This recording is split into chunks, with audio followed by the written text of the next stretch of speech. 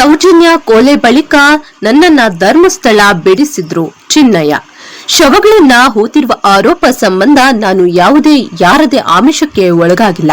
ಈ ಸಂಬಂಧ ನ್ಯಾಯಾಲಯಕ್ಕೂ ಹೇಳಿಕೆ ನೀಡೋಕೆ ಬದ್ಧ ಎಂದು ಹೇಳಿರೋದು ಸಂದರ್ಶನದಲ್ಲಿ ದಾಖಲಾಗಿದೆ. ನದಿ ಪಾತ್ರದಲ್ಲಿ ಶವಗಳು ಸಿಕ್ಕ ಬಳಿಕ ದೇವಸ್ಥಾನದ ಮಾಹಿತಿ ಕಚೇರಿಯಿಂದ ಹೂಳಲು ಸೂಪರ್ವೈಸರ್ ಹಾಗೂ ಇನ್ನಿತರರು ಹೇಳ್ತಿದ್ರು.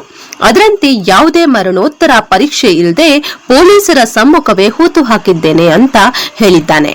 ಆನೆಮಾವುತ ನಾರಾಯಣ ಹಾಗೂ ಆತನ ತಂಗಿ ಯಮುನಾರನ್ನ ತನ್ನ ನೇತ್ರಾವತಿ ಹತ್ತಿರ ಇದ್ದಾಗ ನಾನು ನೋಡಿದ್ದೇನೆ. ಸೌಜನ್ಯ ಅತ್ಯಾಚಾರದನ್ನ ರವಿ ಪೂಜಾರಿ ನೋಡಿದ್ದಾನೆ. ಅವನು ಈ ಬಗ್ಗೆ ನನ್ನ ಬಳಿ ಹೇಳ್ಕೊಂಡಿದ್ದ ಎಂದು ಚಿನ್ನಯ್ಯ ಹೇಳಿದ್ದಾರೆ. ಸೌಜನ್ಯ ಬಳಿಕ ನಾನು ಈ ವಿಷಯವನ್ನ ಹೊರಗಡೆ ಹೇಳ್ತಾನೆ ಅನ್ನೋ ಭಯದಿಂದ ನನ್ನನ್ನ ಊರ್ ಬಿಟ್ಟು ಓಡಿಸಿದ್ರು ಎಂದು ಆರೋಪಿಸಿದ್ದಾನೆ. ಅಲ್ಲದೆ ಸೌಜನ್ಯ ಶವ ಸಿಕ್ಕ ಜಾಗದಲ್ಲಿಯೇ ತುಂಬಾ ಹೆಣಗಳನ್ನ ಹೂತು ಹಾಕಿದ್ದೇನೆ ಎಂದು ಆರೋಪಿಸಿದ್ದಾನೆ. ಊಟಕ್ಕೆ ಬರ್ತೀನಿ ಅಮ್ಮ ಅಂತ ಹೇಳಿದವನು ಮನೆಗೆ ಬರೋ ಮಾಡಿರುವ ಹಂತಕರು ಶವವನ್ನ ರಾಶಿ ಮಾಡಲಾಗಿದೆ. ಭಾನುವಾರ ರಾತ್ರಿ ಘಟನೆ ನಡೆದ ಸ್ಥಳದಲ್ಲಿ ಲಿಂಗೇಶ್ ಬಳಸುತ್ತಿದ್ದಂತಹ ಡ್ಯೂಕ್ ಬೈಕ್, ಒಂದು ನೀರಿನ ಬಾಟಲ್, ಸಿಗರೆಟ್ ಪ್ಯಾಕ್ ಮತ್ತು ಸಣ್ಣದಾದ ಚಾಕು ಪತ್ತೆಯಾಗಿದೆ. ವಿಷಯ ತಿಳಿದು ಸ್ಥಳಕ್ಕಾಗಮಿಸಿದ ಹಾವೇರಿ ಎಸ್ಪಿ ಯಶೋಧ ವಂಟಗೌಡಿ ಪರಿಶೀಲನೆ ನಡೆಸಿದ್ದಾರೆ. ಬೆಳಗಿ ಪೊಲೀಸ್ ಠಾಣಾ ವ್ಯಾಪ್ತಿಯಲ್ಲಿ ಲಿಂಗೇಶ್ ಶವ ಪತ್ತೆಯಾಗಿದೆ. ನಿಖರ ಕಾರಣ ತಿಳಿದು ಬಂದಿಲ್ಲ. ಪ್ರಕರಣ ದಾಖಲಿಸಿಕೊಂಡಿರುವ ಪೊಲೀಸರು ತನಿಖೆ ಆರಂಭಿಸಿದ್ದಾರೆ. ಸ್ನ್ಯಾಪ್ಚಾಟ್ ನಲ್ಲಿ ಲವ್ ಮಾಡೋದಾಗಿ ನಂಬಿಸಿ ಕೇರಳಕ್ಕೆ ಹೋಗಿ ಅತ್ಯಾಚಾರ ಮಾಡಿದ ಯುವಕ. ಈ ಘಟನೆ ಕೇರಳದ ಕೋಯಿಲಾಂಡಿ ಬಳಿ ನಡೆದಿದೆ.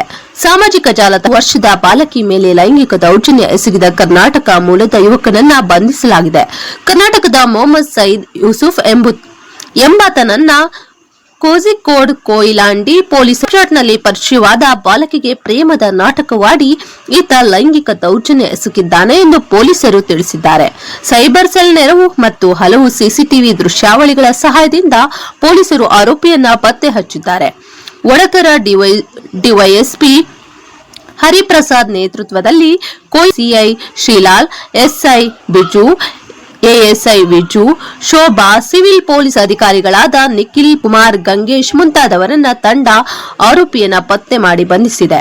ನ್ಯಾಯಾಲಯಕ್ಕೆ ಹಾಜರುಪಡಿಸಿದ ಮೊಹಮ್ಮದ್ ಸಯೀದ್ನನ್ನ ನ್ಯಾಯಾಂಗ ಬಂಧನಕ್ಕೆ ಒಪ್ಪಿಸಲಾಗಿದೆ. ಮಹಿಳೆಯನ್ನ ಚುಡಾಯಿಸಿದ ಮಹಿಳೆಯೊಬ್ಬರನ್ನ 7 ವರ್ಷದ ಬಾಲಕ ಚುಡಾಯಿಸಿರುವ ಘಟನೆ ವರದಿಯಾಗಿದೆ. ಮಹಿಳೆ ಇನ್ಸ್ಟಾಗ್ರಾಮ್ ಪೋಸ್ಟ್ ಮಾಡಿ ನಡೆದಿರುವ ಘಟನೆಯನ್ನ ವಿವರಿಸಿದ್ದಾರೆ. ಆಕೆ ಲಾಂಗ್ ಸ್ಕರ್ಟ್ ಹಾಗೂ ಕೆಂಪು ಟಾಪ್ ಧರಿಸಿ ನಡೆಯುತ್ತಿರುವಾಗ ಆ ಬಾಲಕ ಓ ಲಾಲ್ ಪರಿ ಎಂದು ಕಮೆಂಟ್ ಮಾಡಿದ್ದಾನೆ.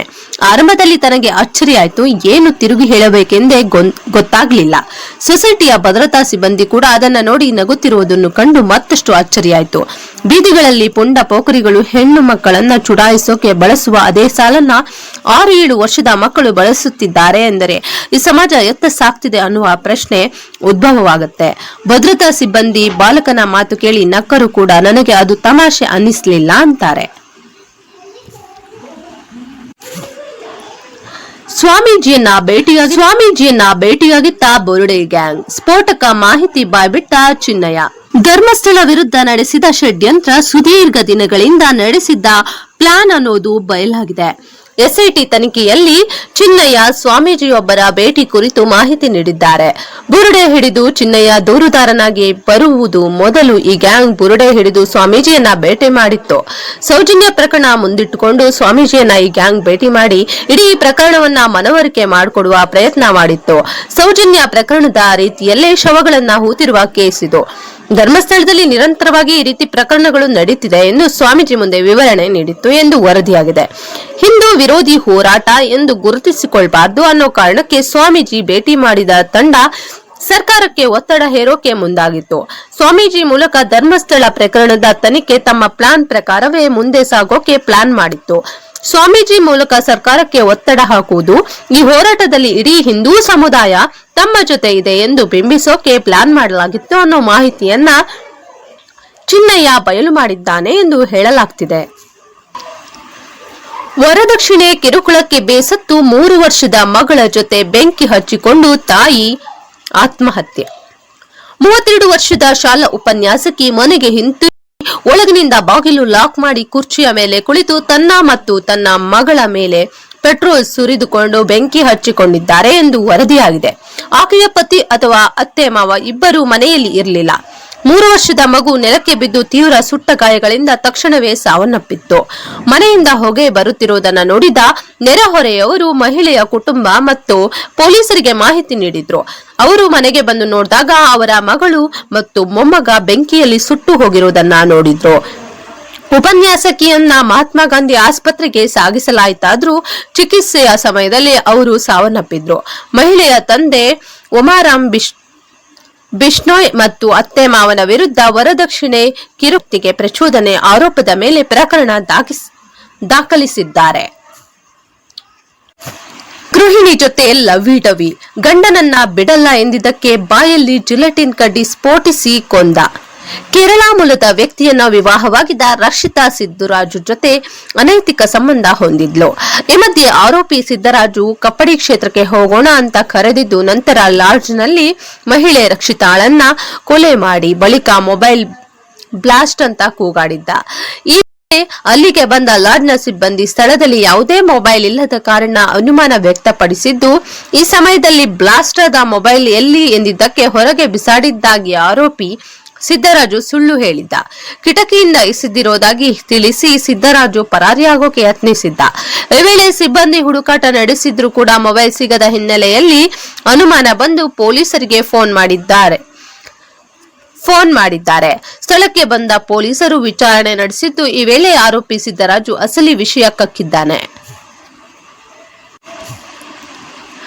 ಅಕ್ರಮ ಸಂಬಂಧಕ್ಕೆ ಹತ್ಯೆಗೈದ ತಂದೆ.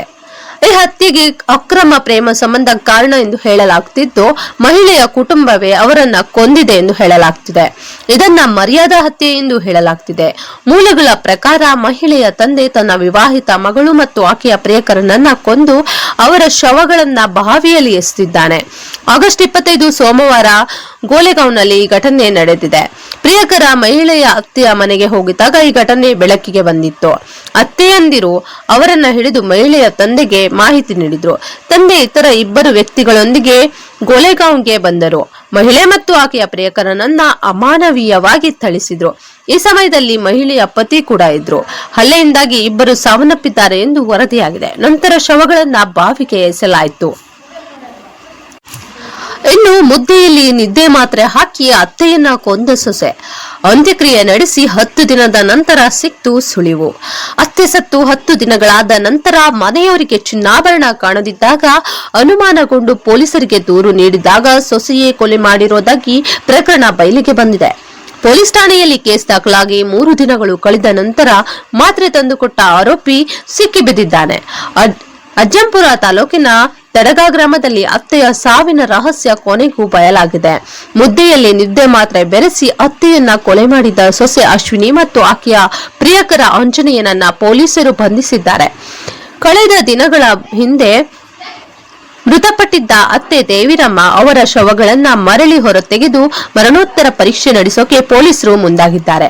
ಆಗಸ್ಟ್ 10ರಂದು ದೇವಿರಮ್ಮ ನಿದ್ದೆ ಮಾಡುತ್ತಲೇ ಹೃದಯಾಘಾತದಿಂದ ಸಾವನ್ನಪ್ಪಿದ್ದಾರೆ ಎಂದು ಕುಟುಂಬಸ್ಥರು ಅಂದುಕೊಂಡಿದ್ರು. ಹಾಗಾಗಿ ಯಾವುದೇ ಅನುಮಾನವಿಲ್ಲದೆ ಅಂತ್ಯ ಸಂಸ್ಕಾರವನ್ನು ನೆರವೇರಿಸಿದ್ರು. ಆದರೆ ನಂತರ ಮನೆಯಲ್ಲಿದ್ದ ಹಣ ಚಿನ್ನಾಭರಣ ನಾಪತ್ತೆಯಾಗಿದ್ದು ಗಮನಕ್ಕೆ ಬಂದಿದೆ.